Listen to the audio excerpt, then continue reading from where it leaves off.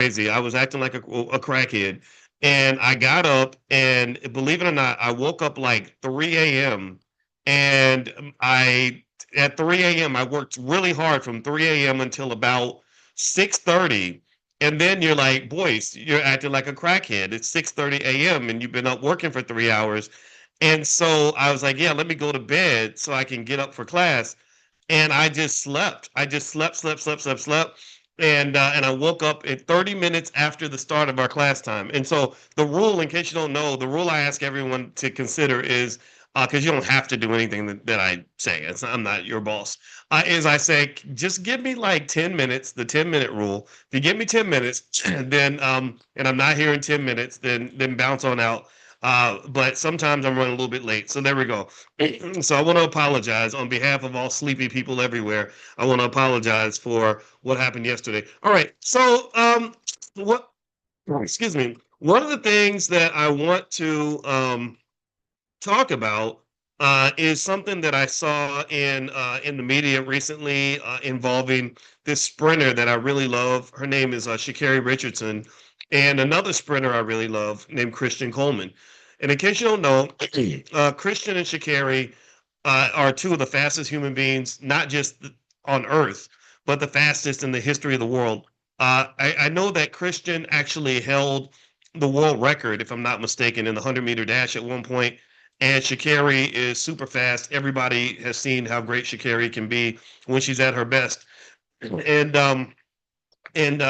so so me as the track coach, the track coach in me, when I saw those two were dating, I said, "Holy cow!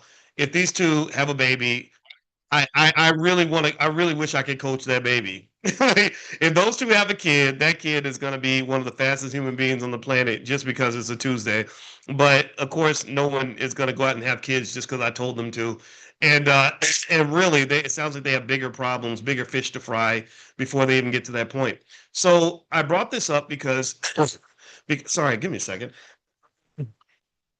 Because just the other day, on their way to the national championships, Sha'Carri gets arrested, right?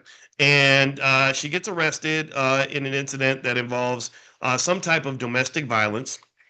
And basically, I guess the cops said that she threw something at the headphones at her man's head, and they that she tried to beat him up in the airport or something crazy like that. And this was interesting, and it played a role in their outcomes with regard to the somebody says turn my gain up. I don't know what that. See y'all. Okay, my gain down. Okay, I don't know what that means exactly, but I'm gonna. There's a little dial here. I'm gonna guess that that's my microphone gain. I'm really trying to listen. I'm trying to do it right. Oh, turn it down. Oh, there we go. So maybe that's it. Maybe it's like almost like turning the volume down on the mic. Anyway, thank you. See, now you're gonna get me distracted, DJ 36. All right, so here's the deal. So basically, with this arrest, it looks like nothing was like charges were not pressed and all this other stuff, which is fine. But I think it showed in their performance. If you watch the U.S. Nationals, which is the event that they run to decide who goes to the World Championships, Sha'Carri performed terribly. I don't even know if she made the final in the women's 100 meters. I mean, think about this. She was the world champion, and she didn't even make the final in the national championships. And then Christian Coleman, I think he might have made the final, but I don't think he made the team. But I got to double check that just to be sure. But I don't believe either one of them had a great performance. Now, here's the reason I wanted to bring this conversation up to you is because I really hope that I've been able to persuade you a little bit in terms of understanding how relationship problems can impact your ability to be productive in your chosen profession. Relationship problems can get in the way of you building your wealth, building your empire, accomplishing your goals. Most of us, let's just start with the basics. Most of you, give me a yes if you've ever been in a situation in a relationship where fighting caused you to miss a meeting, maybe arguing caused you to miss an opportunity, fighting with a partner caused you to miss out on some money. I can just tell on myself, and I can just think of a time when I was in my 20s where we had a big relationship blow up, and it was the day before a really important thing I had to do, and it all got messed up. because I carried that negative energy with me into what I was doing. And so this is huge in terms of the wealth building process. I've seen people lose out on $1 million because of a relationship issue. I can think of times where I did business with someone, and one time in particular, I was doing business with this lady, and I was going to pay her to do a project. And we agreed on the price and everything else. And her husband, I think because her husband, I don't know if her husband was insecurely threatened by my mere existence. I wasn't trying to holler at his wife, none of this stuff. But sometimes you know how the little men are. The little men, they get threatened when they see a solid man come around. And I don't try to do this. I don't try to intimidate anybody. But you know what it is, well, who's he and whether right? And really, that's their insecurity kind of showing. We've seen this, right? Don't be insecure. It makes you look incredibly unattractive. It really is gonna a great way to ruin your relationship. But so he comes in and he jumps in the middle of the negotiation. He's like, "You should be getting this much," and so she doubles the price because her husband told her to. And I'm like, "Oh, you doubled the price? Okay, okay, okay. Well, I can't double the price, but I can increase it." And then her husband's making all these demands, and we need this, and we need this, and we need this, and we need this. And I'm like, "Okay, well, that's making it tough for me to do business with you." But I stuck with it. I stuck with it. I paid the money. I paid it a lot of it up front. I did my part. Well, by the time the project got done, because her husband claimed that we can do this and we can do that, they didn't deliver on half of the things that they promised me they were going to do. It was terrible. It was wasted money. I literally had to throw the whole project in the garbage, lost thousands of dollars because they just didn't show up in a professional way. And so years later, I saw the same lady, and somebody said, "Yeah, she'd like to do business with you." I said, "No, I can't because I spent all this money and they didn't follow their. I did my part. I paid the money. They didn't do their part. They didn't deliver." And she's like, "No, no, no, but she's divorced. It was her husband's fault. And her husband did this and did that. And now she's divorced her husband. Now she's moved on and now she's ready to work with you again." And I'm like, "I'm sorry, I can't do that. I can't afford to. This was thousands of dollars that I spent. I didn't get what I was looking for. Her husband messed her up." Her husband, and so sometimes when you have the wrong person in your corner, this is why I wish that we took in seriously things like meditation or the ability to avoid instant gratification, because relationships trick you by instant gratification, the dopamine, and then eventually the oxytocin and vasopressin and all these other chemicals in your brain cause you to make incredibly illogical decisions. And what can happen is when you're out here trying to get things done, you got a baboon next to you. You got a clown or a loud crazy woman or somebody who doesn't appreciate or respect what you're trying to accomplish. They can not just ruin your business, they can ruin your reputation. I know people who've been killed by their partners. I know these things, right? Male and female. So my point is to say that this Sha'Carri situation triggered me a little bit in the sense that I was like, wow, these two people, you have two of the fastest human beings on the planet. Each of these individuals individually could win the world championships. Sha'Carri has won the world championships. Christian Coleman has won the world championships. Both of them are the fastest human beings, not just on the planet, but the fastest in the history of the world.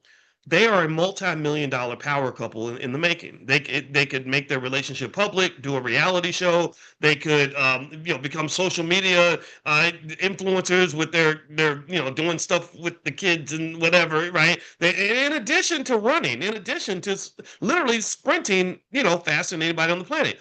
But instead, they're spending their time fighting.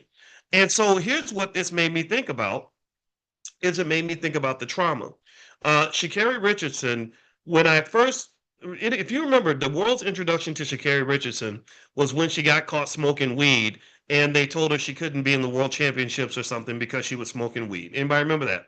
And she went on Good Morning America, and everybody was like, "That ain't right. It ain't right to tell her she can't perform or compete because she was smoking weed, because a lot of people smoke weed." I agree. My position on marijuana has shifted to some extent because I've been educated on the science of it. I think there are benefits. Now, mind you, if you are young and you smoke cannabis, be careful though, because there's a lot of scientific studies out there that say that excessive smoking can ruin your brain. It can ruin your ability to process information. And also, I'm gonna tell you like this: in the Gen X category, if I'm your boss and you're coming to work high, and I can tell you're high, you will be fired. I have fired more than one 20-something-year-old who thought that having the edibles and chewables or whatever the hell they call them, like all the time and coming to work high was okay. And people who don't smoke, if you do smoke, they can smell the smoke. And even if you don't smoke and you do the edibles, they can tell when your brain is running on a lag. Does that make sense? Let me know if you know what I'm talking about. Like I remember talking to a young lady and I'd ask her a question and she would just stare into space for a minute. And I was like, oh wow, she must be ready to say something profound. Because when I stare into space, that means I'm about to drop something heavy on, I'm about to give you some wisdom. Like, so you know what happens is that when the Tweedle and the Deedle hit the dum and the bomb, then you get a Tweedle Deedle Diddy Dum, right? I have to drop some Professor Watkins on you if I take that long to think. She would literally take that long to tell me whether or not she was going to go to the bathroom or whether or not she signed the document or not. It was very weird. And I said, okay, something's going on with her. I said, I bet you anything that she's smoking. I bet you anything that she's using cannabis because that her brain ain't working right, right? So people can tell that, and I just want to be the kind of mean old man and warn all the young people like just be careful with that stuff because anything you do in excess is going to hurt you. Anything you do that you where you do it to the extreme, it's going to be harmful, and you may not even notice it, but everybody else will. So anyway, with that said, just circling back, let me circle back so I can make sure I don't lose my point too much here. So let's go back in terms of relationships and things like that. So with Sha'Carri and Christian, oh, the weed. Okay, so we are talking about the weed. So she got caught smoking the weed, and they told her she couldn't run. And the first thing I remember hearing was she said, "I was," and I knew what they were going to do. Somebody told her what to say. I mean, I know how this stuff works, and I don't blame them. And she said, "I was smoking because I was depressed because of the death of my biological mother." That right there sent a red flag up in my spine. I said, "Your biological mother? Who has a biological mother?" We all have biological mothers. But how many of you, when you talk about your mama, do you call her your biological mother? Does anybody tell me yes or no? Do you call your mother your biological mother, or do you just say my mama? Right? Nobody says that that's my biological mother. The only time you say my biological mother is if you have another mother who's not your biological mother most of the time. Like for example, I would say my biological father because he's not the Negro that raised me. One was my father. My biological father, unfortunately, got caught up in heroin and all that, right? That's why I hate drugs. So I said, okay, I see this. Okay, so and a lot of us who saw people having babies during the crack era and in the aftermath, you know how a lot of kids got raised by grandma because mama was out in the streets doing God knows what, right? The destruction of the black family, probably a $10 trillion wealth loss, like literally generational wealth trillions in generational wealth was lost from the war on drugs. I just want you to understand that so that when someone says, why is there no black wealth or why is black wealth not what it should be? First off, you shouldn't say that there's no black wealth because there is. There are lots of black people, millions of black people actually, that are doing better than most white people because they're making good economic decisions. But then the second thing you should say is, well, a lot of the black wealth was lost in the destruction of the black family because studies show that there's a direct connection between family and wealth. And the more families you have, the more wealth you're going to have because a good family is a natural wealth preserving mechanism, right? A broken family is a natural wealth distributor. That's why, for the sake of governments and corporations, they don't want you having solid families because you're going to put your energy into the family. You're going to put your resources into the family. You're going to put your labor into the family. Labor is wealth. Energy is wealth. Your time is wealth. All these things are wealth. Even your attention is wealth. So when you just pull your attention away from the corporation, you pull it away from the government, you pull it away from the student loans, you pull it away from the corporate job, and you put it into family, then you're winning and they lose. Okay. Now, somebody says my mic goes in and out when I get animated. Is that what's happening here? It probably means I need to get a better mic. I have a good mic. It's at home, so I probably need to like when I come. I got this cheap ass. I've been I had mic drama this week. I got this mic at Walmart. That right there should tell you where my mistake was. I went to Walmart. I was like, let me just get a mic at one because I left my mic at home by accident. So number one, I got a Walmart mic, but then I was like, Boyce, no, you're talking to like a million people a week. You should probably get something other than a Walmart mic. So then I order a fancy mic on Amazon. I get the thing, and the Walmart mic was better than the fancy mic I got on Amazon. So I got to get home. That's where my real microphone's at. So that's what had happened was. All right. So anyway, moving on. Let's get back to this in terms of Sha'Carri and the wealth thing. So she has, when I saw this, I said, okay, you're talking about a person who probably endured some trauma. You're talking about a person who has dealt with some of the challenges that can come with being black in America, and because black Americans have a uniquely challenging experience here in terms of what we go through in this country. And so I was concerned about her when she became the fastest woman in the world, but then you started seeing like these crazy things happen, like when she got beat by the Jamaicans and then just starts cussing on on NBC. And I was like, my God, I hope she gets a mentor because she's going to lose millions in wealth because she's not able to handle herself in a public sphere. So that was my concern about Sha'Carri. So she improves, things get better. She starts doing interviews better. She performs at a high level. She wins the world championships. I was super happy about that. I was like, this is great because this is when I love it when somebody is reaching their potential. It makes me very happy about that. So then she gets with Christian Coleman and they form this relationship. And I'm wondering, I wonder how long this is going to last because I wonder if they dealt with the trauma. And I promise you, I'm telling you all this because I'm going to get it back to you and I'm going to connect it to the wealth. So, and it's going to be connected to wealth in a way that is far deeper than anything you'll ever learn on your job. It's deeper than anything you'll ever learn in college. It's deeper than damn near anything you'll learn anywhere because wealth is psychological. Do you agree with me? Can you hear me when I say this? That wealth, a lot of wealth really starts up here. So if you're not in a position of having the ability to regulate your emotions, you're not really going to be able to find the wealth, focus on the wealth, accumulate the wealth, protect the wealth. You can't do that. So that ability to have discipline and focus and the ability to regulate your emotions is arguably one of the most essential things I've ever seen when it comes to wealth building. If you sit down with most millionaires and billionaires, people that have accomplished things at a very high level, most of those people are very focused. They're not just smart. See, there's lots of smart people out here. There's lots of people that have lots of potential. Yeah, sure, being smart is great, but honestly, there's a point where I don't care how smart you are. Because at the end of the day, what matters is how much of your potential have you actually fulfilled.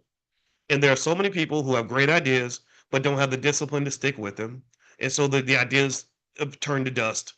They have a tremendously high IQs, and nothing ever gets built out of it because they're either not able to follow through, or they are distracted, or they don't have the confidence, or they whatever, or they have the wrong circle, or also they have a deficiency over here that drains you over there. Do you understand? Like you can be perfect in every single way and be equipped to go out and be a world champion in something, but if you got one little area, one little from childhood that draws you over in a different direction. Maybe it draws you to drugs. Maybe it draws you to horrible men. Maybe it draws you over to wasting time and fear and anxiety.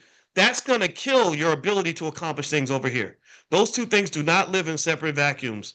To be successful in general, financially and otherwise, you have to deal with the whole damn package, baby. You got to go mega deep on every little part of you that is a threat to your ability to accumulate wealth. And we're talking about wealth because this is a wealth class. So I want to always make sure we're in that arena so we don't feel like we're getting too distracted here. So let's talk about the wealth side. If you want to accumulate wealth and protect it, you got to deal with the whole package of you.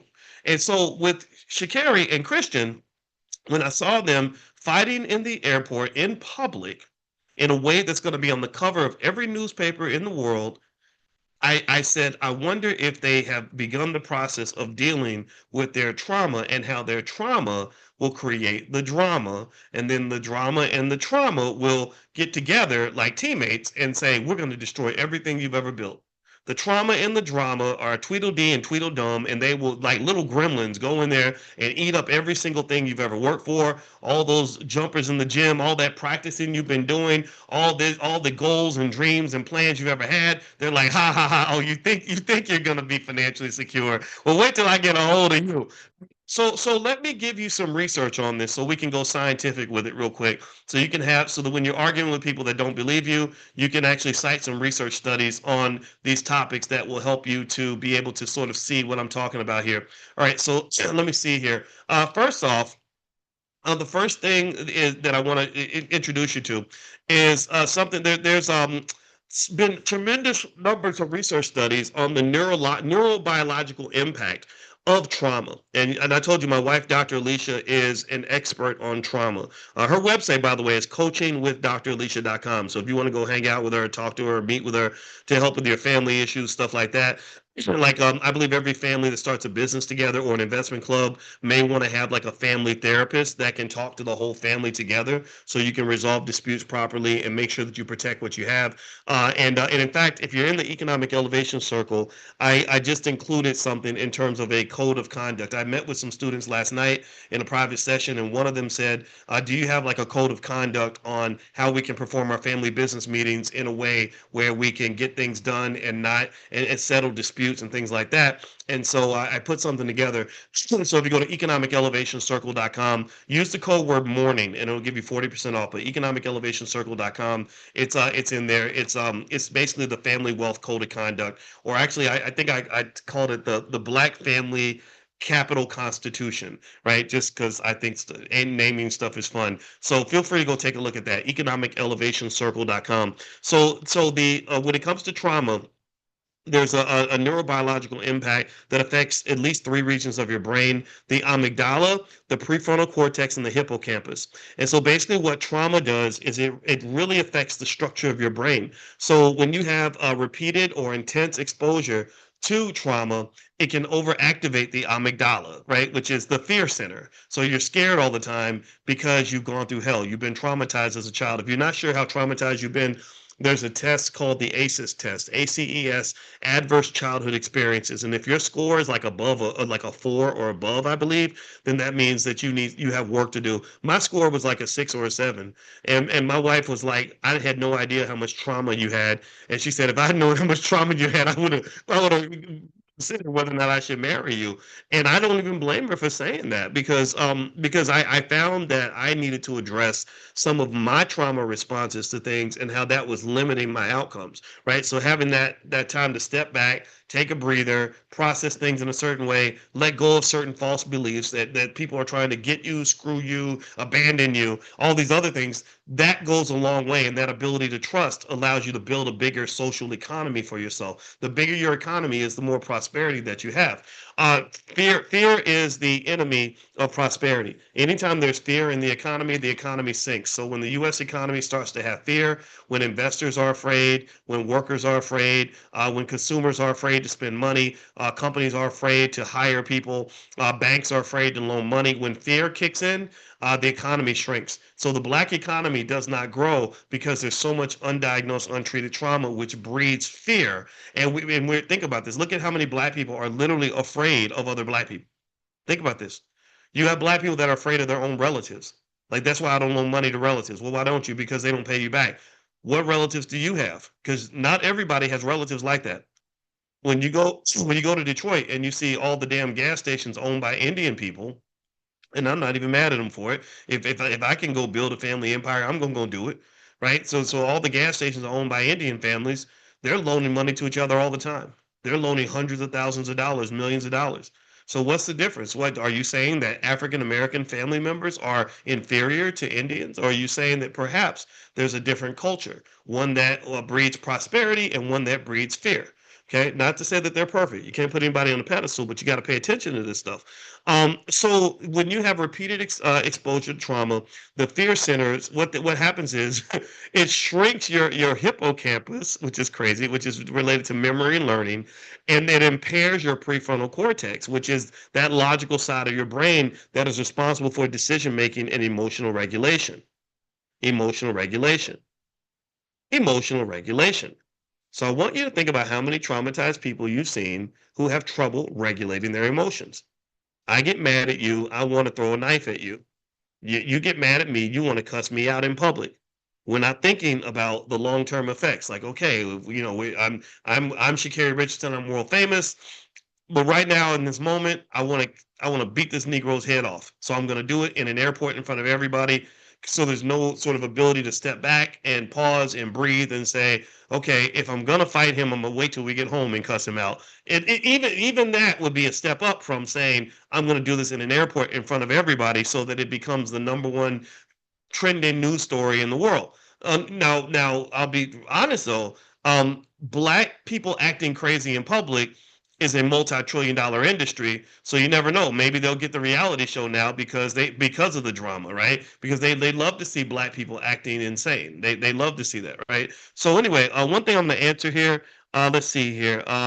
Can't get your people to answer email. What's up? If you email, well, let me just say this. If you want to reach out to our team, the email address, write this down, is support@theblackbusinessschool.com. That's support@theblackbusinessschool.com. And if you've emailed, don't forget the THE. So if you've emailed support@theblackbusinessschool.com, I have a whole team that's there waiting for your email. So if you didn't get a response, you let me know in class, and I'm going to make sure that I'll literally take a screenshot and send it to them so they can see your name and see if your email's in there. Because sometimes things happen, right? We get thousands of emails, so sometimes stuff doesn't get where it needs to get to. Also, the website is economicelevationcircle.com. That's economicelevationcircle.com.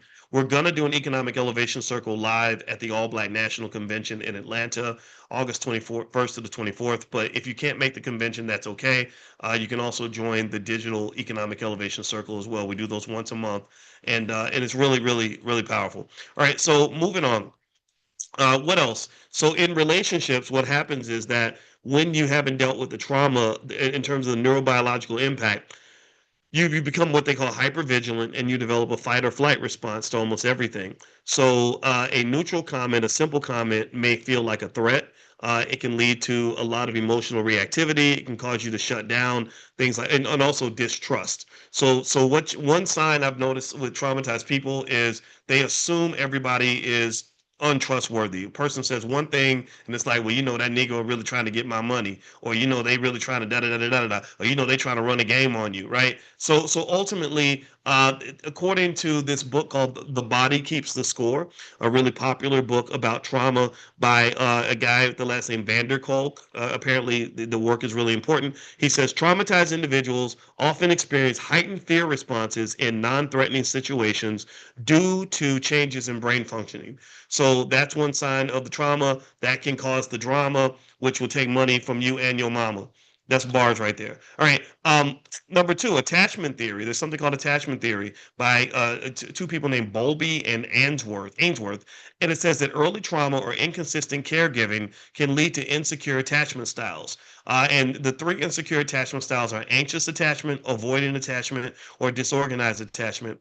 And so basically, if a person didn't feel safe, seen, or soothed as a child, they often bring those unmet needs or fears into adult relationships. And I saw that. I said, "Oh my God!" I quick confession. As a kid, I did not feel safe. I did not feel seen. I did not feel soothed. Wasn't nobody there to soothe me. I said, "Damn, damn, damn, damn!" Like good times. Yeah, that was my childhood. I have to be honest.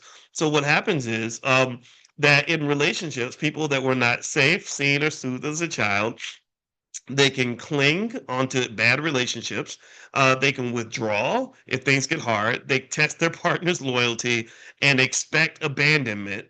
And in fact, it gets so crazy that healthy intimacy feels unsafe for them. They're like, okay, something's wrong because nothing's wrong, right? And so that was something that's something a therapist can help you with. I feel weird even talking about this because I'm like putting myself out there, but if it helps somebody, I'm willing to do that because ain't none of us perfect. All of us probably on some level are screwed up, but why wouldn't you be screwed up? You've gone through hell. My hell was that I had a father who was dropped into Vietnam at 17 years old, pushed out of an airplane at 17, and had to go over there and do only God knows what to survive. And then overcome a heroin addiction when he came home. And that's after my original father got a heroin addiction and wasn't there at all. And then my mother went through some things as a child that she doesn't talk about, but I could tell she went through some stuff. And so it's hard out here, right? It's hard out here to be Black. And so that means, in my view, healing has to be a conscious effort. Like healing has to be something you just do because you're black. Like, people talk about acting black and they talk about it like to be black, you got to eat barbecue and you got to watch Black Panther movies and all. No, that ain't, man, that ain't got nothing to do with being black. That's about being a Disney fan. To me, being black means you have to heal.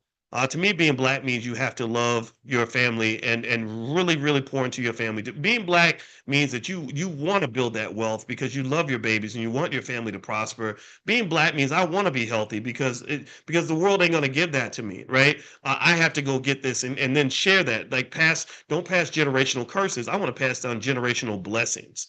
Do you understand? I don't want any descendants to suffer because of me. I want them to prosper because of me.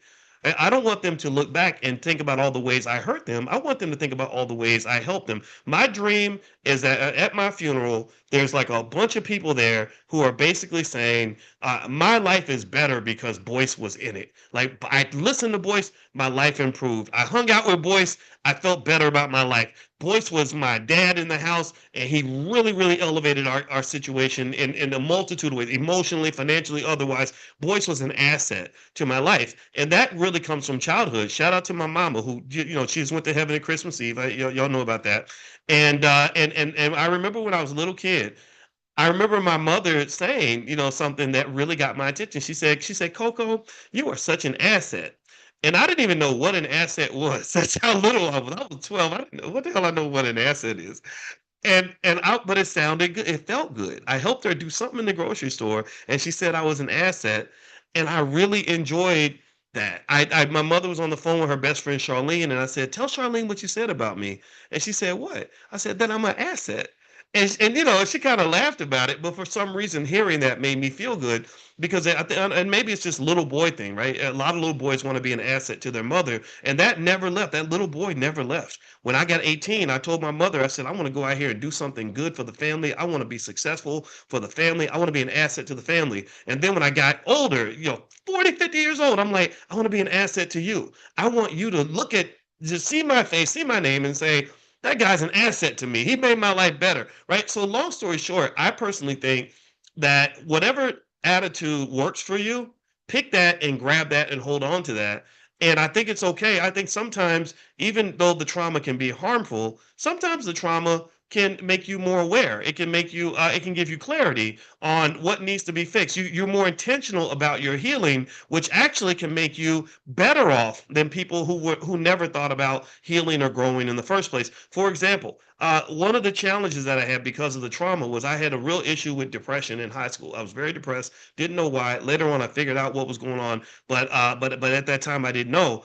And so what happened was I became very intentional about mental health. I became very intentional about things like positive thinking. I would commit myself to positive thinking. I realized that life ain't always going to be positive for you. So you got to find the positivity yourself. So I became so again, maybe that was the trauma kicking in with the whole, I got to do it by myself kind of thing. But that was hugely impactful because then eventually I became one of the most positive people I know. I'm always Mr. Like there's gold at the end of the rainbow, or let's look at the bright side, or let's think positive. And it's really benefited me in a lot of ways. So to some extent, I thank God for my trauma. I thank God for my hardship. I thank God for my challenges, because when you have the challenge, that really makes you focus on growth. And then sometimes you'll grow more than like another thing. Another example, this is a financial example. When I was in college, I didn't get any help money wise. Nobody sent me any money. I got two checks for $25 from my mama the whole 4 years I was in college. And so I was bitter about it because I had friends that were getting all kinds of money from their parents and everything. But when I realized they weren't going to send me no check, you know what I did? I went out and I got two jobs, and I started tutoring the white kids for like small amounts of money, but it was a lot to me. And next thing you know, I had more money than all my friends. I had more money than all my friends. So what I believe deep down in my soul is that whatever your situation is, if you have the right mindset, attitude, and you're constructively thinking about it, everything can be a blessing if you twist it in the right direction, right? Every time the world craps on you, that crap can be turned into fertilizer for something great, right? So the question though is what are you going to do with it? Your life is your life. We're talking about the tools, the healing with trauma. We know for a fact, I hope I've convinced you that it doesn't just help relationships, but it also will help your wealth. In fact, I'm going to link it to wealth in a second to make sure that we nail the point home. So what you gonna do now? What you gonna do now? right? Your cards are what they are. What you gonna do now? All right, so let's move on. Okay, a couple more things I want to mention is there's something called polyvagal theory. I don't think it's like polyamorous or nothing. It's by a guy named Dr. Stephen Porges, Porges, Porges, like Porgy and Bess. Anyway, the theory is that the nervous system has three main stages: social engagement, fight or flight, and shutdown.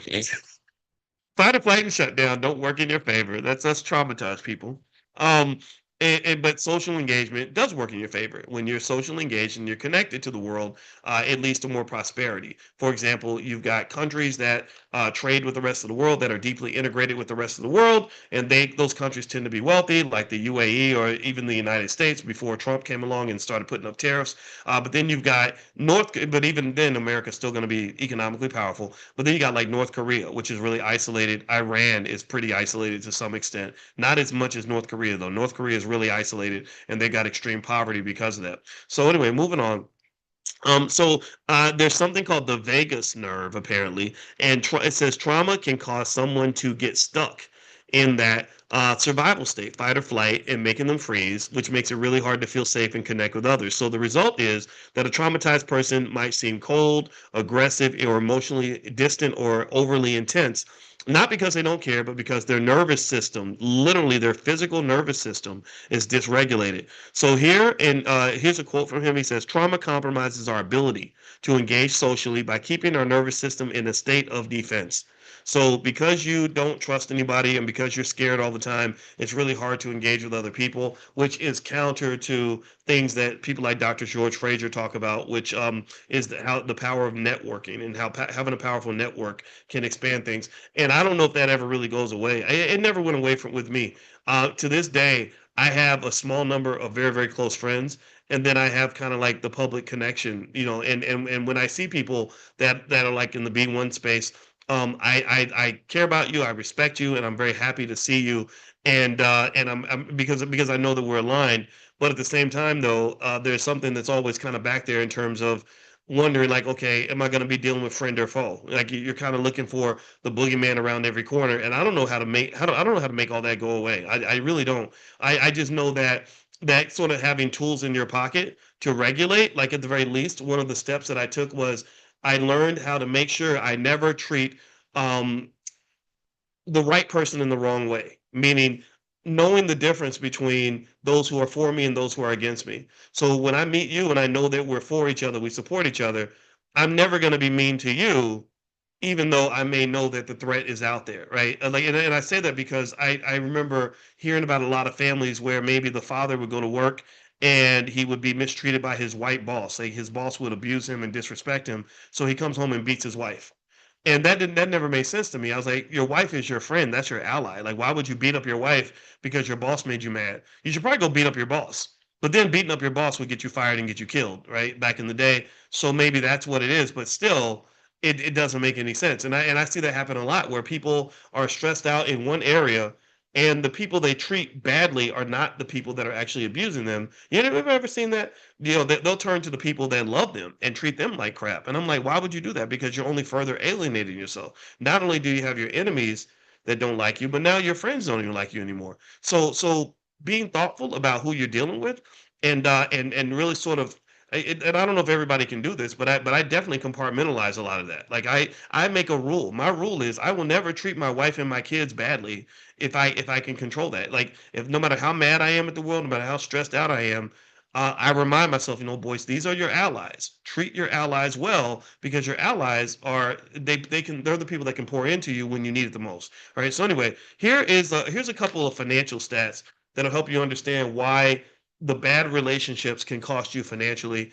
Some of these things you may know, but I'm going to just sort of nail down the statistics so that when you argue with people that don't agree with you or think that they're separate, that I can go over here and make $1 million, but do stupid things in my personal life. You can explain to them why that's not the most productive way to kind of look at wealth and think about it.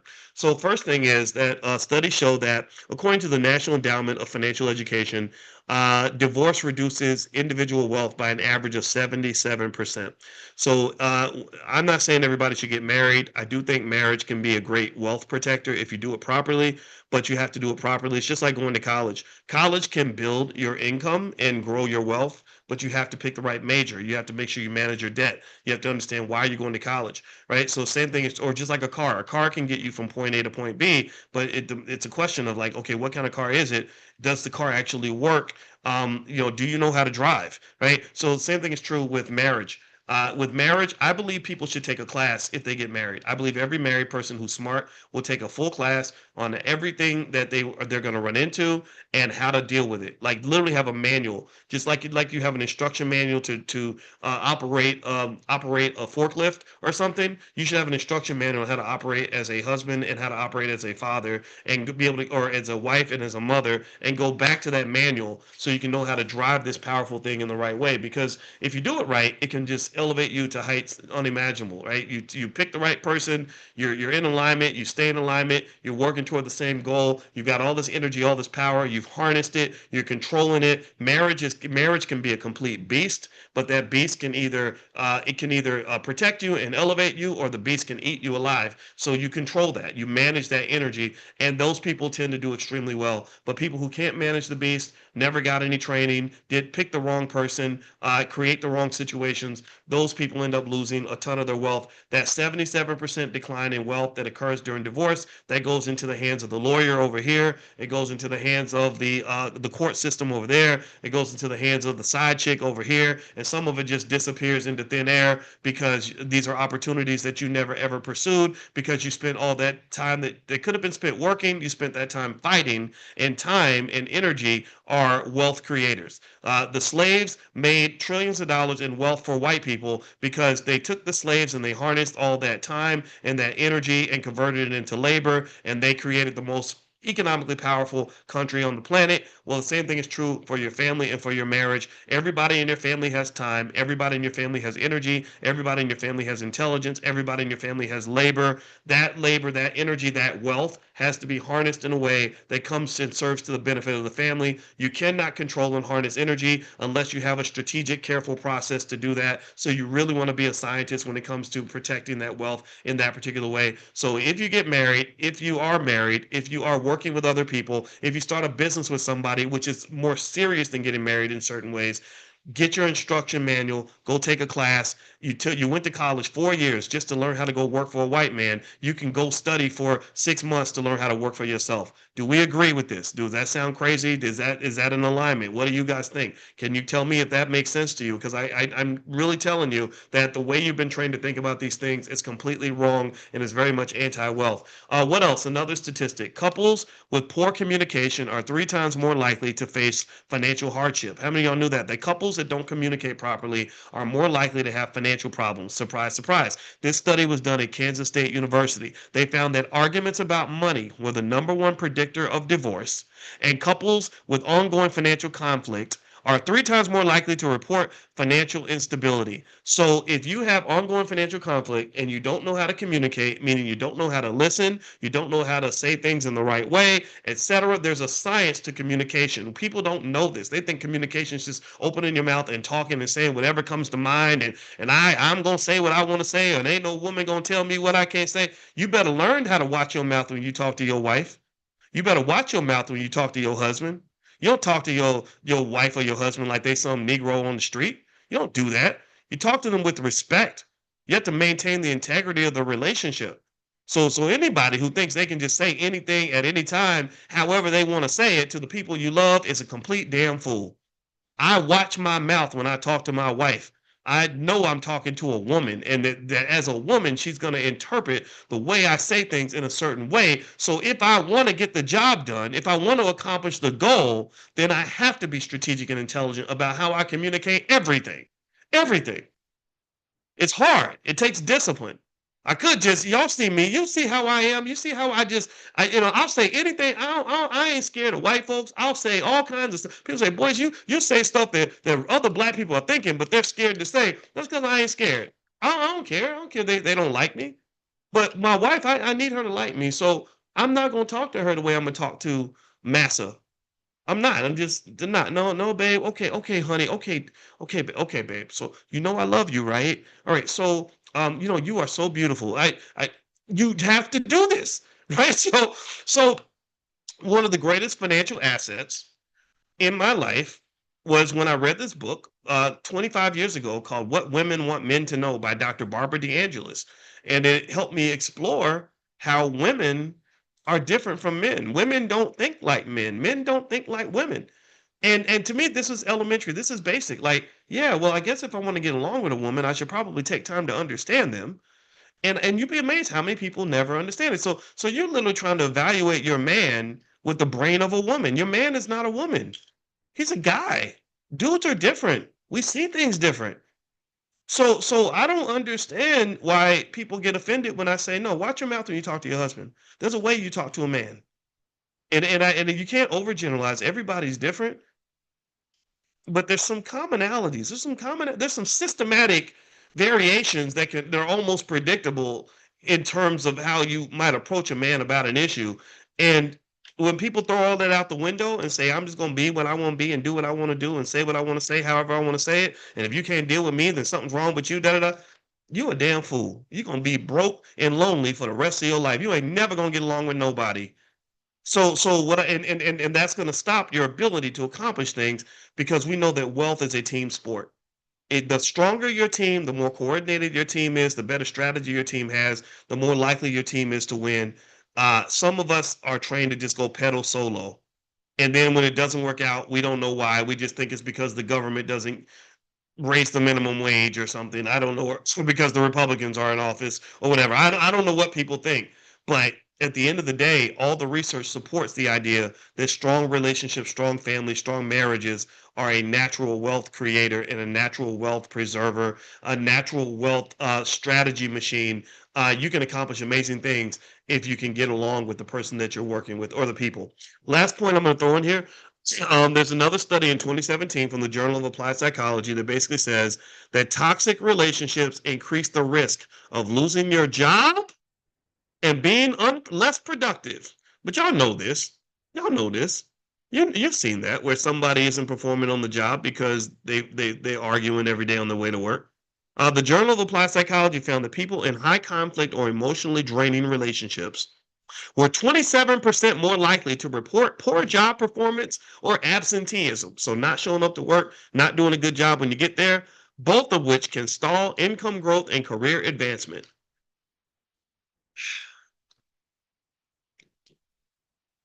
There's nothing else to say after that.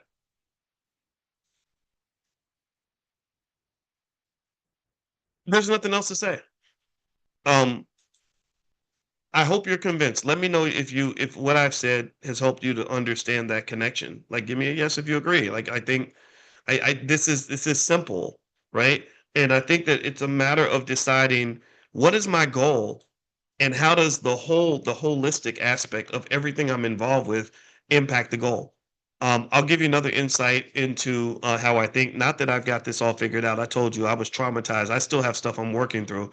I'm trying to be a better person. It's hard. It takes commitment. Um, but one thing I'll say is that I learned a long time ago that if you want to be kind of a high achiever, whether it's wealth or success or anything, you have to sort of look at your life like a stock portfolio. And let me tell you how stock portfolio theory works. When I this is what when my doctorate's in. The what a lot of people think is that when you pick a stock, that you should pick the stock that you think is going to make you the most money, that it's going to have the highest return on investment. And that's one way to look at it, but that's incorrect. One really important aspect of creating a portfolio, which is basically all a portfolio is a collection of assets. A collection of assets you own. This builds your wealth. This creates income, prosperity, all that. One of the most important aspects of whether or not you add a stock to your portfolio is what they call correlation. Correlation is how does this asset fit with the other assets that I own? Like, for example, if I train dogs and I want to get a new dog that I want to add, let's say I train dogs not for something bad, not like dog fighting, but let's say I'm training dogs for, these dog shows that they do or something. And I decide I want to get a new dog. I want to get a Corrier, or, what they call Corset Corriers, I don't know, or a pit bull or a Chihuahua or something, right? Well, I'd be a damn fool if I went out and bought a new dog and didn't research and find out how is this dog gonna fit with the other dogs. Right? Like I bring that dog and I put that dog in that cage, and that dog is a nasty, evil dog, and he just bullies the other dogs and bites them and fights them and everything else. Then that one dog, that's a bad apple. That one dog is going to get in there and ruin all the other dogs. Do you understand?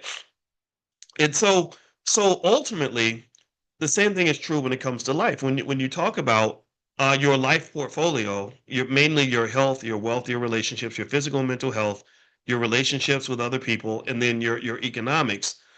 All those aspects of the portfolio have to be correlated with each other so they're moving in the same direction. Do you understand? So if I say something like, "Hey, I'm a millionaire and I want to marry this girl, but I've already got this big family that I'm invested in," then that girl has to get along with the family because if she comes in and causes problems with mama, then what happens is that this relationship that I've chosen is going to impact the wealth I receive from my relationship with my mother. Or if I decide to go and date this kind of person, but my career path is I'm trying to become the CEO of the company, and I haven't thought about how the two overlap, then I'm going to end up missing an opportunity over here because I was over here chasing some bedroom action over there. You understand? Like, and a lot of times we think that those things are not connected, but they're all very connected. And so, in my own personal life, when I did do things right, when I did accomplish things, like for example, getting my doctorate was the hardest thing I ever did. It was traumatic. My wife and I both, we talk about the trauma of our PhD programs all the time. I had to really make sure everything I did was in alignment with that goal. And, I couldn't hang out with certain people because they would throw me off my path. I couldn't date certain kinds of women if they didn't value education and hard work. I ain't got time for that. I can't be a part of that. Or if someone's gonna get me locked up or whatever it is. I wanted no parts of any of that. So ultimately, thinking of your life like a portfolio can be extremely beneficial. So maybe what you do is you pick two or three things that matter to you the most. So let's say you are a mother, then your kids, I assume your kids are in the top three, hopefully number one or number two, and the most important things in your life. Maybe it's your career or your wealth building. Maybe it's your goal or your dream.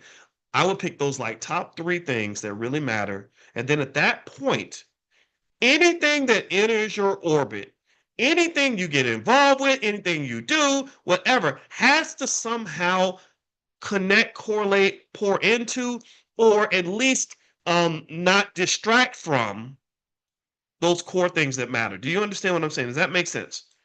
So, and by doing that, what you're doing is you're being energy efficient.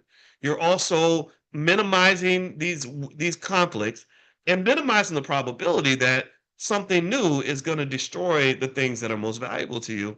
Because again, I can tell you, I know more than one person who was doing amazing things in their career, but literally got killed by their spouse. And in my three examples I'm thinking about, it was a man killing a woman. I don't know a lot of men who got killed by women. I do know scenarios where women were killed by men. And in every single one of these one, two, three scenarios, all three of these women were incredibly successful in their careers. One was a professor who was winning awards.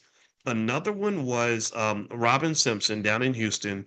Look it up. That case is still ongoing. She's part of the B1 community. She's come to the convention. Robin Simpson in Houston, who was the head of her chapter at Delta Sigma Theta. She was like some high-ranking official at a hospital she was in, but she couldn't get out of this crazy marriage, and eventually he stabbed her 100 times in front of their daughter. So you're talking about major generational curse right there. And then another one was a woman who was making about $6 million a year, who decided to date a guy who worked for the person that worked for her. So she I guess went in this direction of saying, well, I don't want to be uppity, so I'm going to pick this man because he's a nice guy. And unfortunately, he had some issues. He'd been incarcerated. He used to have a drug issue. The hard thing about drugs, and the reason I hate drugs, is because drugs kind of haunt you. It's they like some people say that you're never not a drug addict anymore. You just have to avoid being re-triggered to go back into that space. So he ended up having, this is true story. He ended up having a hard time. He wasn't succeeding in his business or whatever, and he went back to the drugs. And next thing you know, yeah, one day he just murdered. He shoots her while she was getting in the car, driving away, and he shot her as she was getting. It was that kind of thing. And this woman was a multimillionaire, doing extremely well. And in those scenarios, it I would be curious to know what a therapist would have to say about the choices that were made in the relationship. Like maybe there was a deficiency in some other area. Maybe it's like a daddy issue or something that may cause you to pick a certain kind of person. Like for example, they say that you date and you marry people that are very similar to your opposite sex parent. I didn't even know that that was true until I was like 45 years old. When I was almost 50 years old, I kid you not, my mother and my wife took a picture together, and I said, "Oh my God, they look alike, and they're in the same profession. They're both social workers." Whoa, right? And then I thought about it, and I said, "Oh, that's right." And Alicia's father was a professor like me. So that little stuff. So let's say your dad was a drug addict, or your dad was an absentee bum, a buffoon, or your mother was a hooker. It's like, oh man. So you got a whole big pile of issues that have to be worked through, or at least triggers that you have to watch out for, right? So you don't fall back into that trap. I had a friend, this is another funny story. He's really smart and he's like a really successful scholar. And he's made a lot of money. He's just done really well in almost everything. And I asked him one time, I said, "Hey, how you doing, man? How you been?" And he said, "Man, he's like, man, my baby mom was putting me through it." And so I'm listening to him talk about his child's mother, and I was like, "So what does she do?" He said, "Well, she's a stripper." So it's like, why'd you have a baby with a stripper? Right? And but if you dig deeper into his past, he hated his mother. His mother was never there for him. He did not have a good mother. So what that translated into was these crazy scattered relationships with women, and they've caused him professional problems. It's cost him not just a big chunk of his bank account, but also it's cost him his peace and his mental health. And also on top of that, I think to this day he's not married, but he still has these relationship flare-ups where crazy things will happen that disrupt his ability to advance professionally, financially, and otherwise. So what I would say, my last point on this, and I'm not trying to be anybody's therapist here. My wife actually is a therapist, and if you're looking for one, she's good. She sees clients and stuff. So her website is coachingwithdralicia.com. That's coachingwithdralicia.com. So shout out to my wife. But I would say that everybody has these little red flags and little triggers. And I would say just like that awareness of those things, so you know when you're going into that space that's going to disrupt what you're trying to do, you can stop and pause and reflect on it. And at the very least, even if you're having the feeling, you'll know you're having the feeling. And then you can say, I'm having this feeling because I know that one of my blind spots is blank, blank, blank. Or I tend to be attracted to blank, blank, blank. Or I tend to want to do blank, blank, blank. And now because I'm aware of it, I can confront it and I can diagnose it and I can go in the opposite direction even if it feels awkward. Does that make sense? I hope that helps. And that'll be really important for you as you're trying to build wealth. Because if you don't do these things, then they become very costly. And a lot of black wealth, I would say, there's trillions of dollars in black wealth is lost just due to poor decision making when it comes to things like relationships or just fear. Fear is a really big one. There's so much there. In fact, with wealth, there's like what they call the what do they call it? The fleas in the jar scenario, where you know how they train the fleas, they put the lid on the jar and the fleas can't get out, and then when they remove the lid, the fleas still sit there because they think that the lid is there and they don't even try to get out. Um, and so that fear, that fleas in the jar scenario pops out a lot when it comes to black wealth and investing. You have that fear of moving because you think that there's a lid on the jar when there is no lid. For example, there is no whites only sign on the stock market, but there are a lot of black people who are still afraid to invest in the stock market because you're sort of filled with all these traumatic stories about black people losing all their money. And then after you deal with the fleas in the jar issue, you got to deal with crabs in a barrel. Crabs in a barrel is where you, when you do decide, hey, I want to fly out of this jar, then you got the crabs pulling you back in, right? You've got to deal with some of the traumatized people in your own family, people in your own community, sometimes your own friends, sometimes your own partner that really doesn't want to see you fly because your success reminds them of their failure. And then they say, Negro, who do you think you are? You think you're better than the rest of us. And so they make themselves feel better by doing what they can to make sure that you fail. And then after that, there might be what you call the sharks in the water, which is after you finish dealing with your own fear, you don't fault yourself, and then you dealt with all the crabs, you don't chop the crabs off your legs. So now you're flying. Well, I call it sharks in the water because now you're out there and you're really out here doing your thing, working hard. Then you got to deal with the white man. Then you got to deal with the racism. Then you got to deal with all with capitalism. So you got glass ceilings. You've got people out here trying to exploit you. Capitalism is a very exploitative system that can really bite you in the butt if you're not careful, right? So it's kind of a tough thing.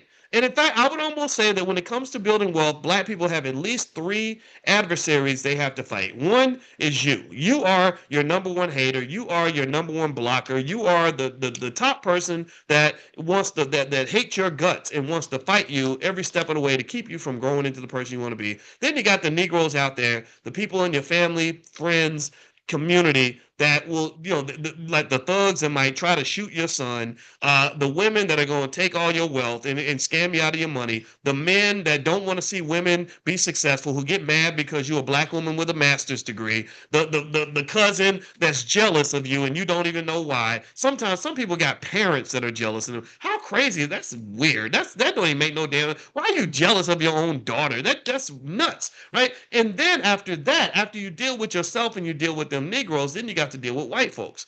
White people, they're not all of them, but this society has not been good to black people. They've just done some really horrible, nasty, dirty, sneaky, terrible stuff to other people. And they won't even acknowledge it. They're not going to support you. And then they're probably, when they see that you're trying to compete, they're probably going to sabotage you. That's just the reality of it all. That's just what we're dealing with. And then I haven't even talked about systematic racism. You can have what they call idiosyncratic racism, which is just the fact that some white folks don't want to see you win. But then you've got systematic factors like the fact that there are laws and rules codified into society that structurally make it more difficult for you to be successful if you're black. So really, I congratulate. I'm gonna end by commending all of you in the B1 family that have accomplished things in your life. If you finished that degree, if you've been saving your money, if you started investing, if you're ending generational curses, if you're building wealth, you are the talented 10th. You are the superstars because you overcame not one, not two, not three, but four major obstacles, each of which can eat you alive. Right? Each of which you overcame four major things. You overcame the flea in the jar, the crabs in the barrel, the sharks in the water, and the glass ceiling, and you still flying. So God bless you. And the fact that you've done all that to me means that you're special and there's more to you than even you acknowledge. So I say move with courage, be fearless. Train yourself to be fearless, even if you're feeling the fear. And I guarantee you that your grandchildren and your children are going to benefit from the courage that you have. Because we're here to win, baby. We ain't here to be in second place. We ain't here to fight for no equality. We ain't here to play catch up. We ain't here trying to have a pity party. We're out here making strategy, making it happen. And I guarantee you that this is what's going to occur if you stick with it. Okay. All right. So anyway, I'm going to go, guys. Thank you so much for listening and hearing me out. One more thing I want to mention. Some of you asked about my shirt. It says Black Owned Business. We do actually have apparel if you want to take a look. If you go to wokeblacktees.com, there's a whole bunch of shirts, like one that says exercise your options, and y'all know what that means because we talked about what it means to exercise options, and just all kinds of stuff. So feel free to go to wokeblacktees.com. You can take a look there. Also, for those of you that are interested in stock options and want to generate income with stock options, we're going to meet for class on Monday at 8 p.m. Those of you that are on the list, you've already got a notification. Those who want to join and learn more, you can go to drboyceprime.com and take a look and see if that's something that interests you. drboyceprime.com. And last but not least, I look forward to seeing you at the All Black National Convention this year. If you can't make the convention, we're going to try to do something digitally as well to be able to finish the conversation. But coming there live really is beneficial too because you get a chance to actually meet people. Now, again, yesterday was the last day for ticket sales, so tickets are not available now. But but I'll keep you guys posted on other things that we do in case you want to join. All right. So anyway, have a good day, everybody. God bless you. Thank you so much for listening. It was great to see you, and I look forward to seeing you all tomorrow. If you're not on the text list for this class, make sure you text the word morning to the number 87948. Text morning to 879.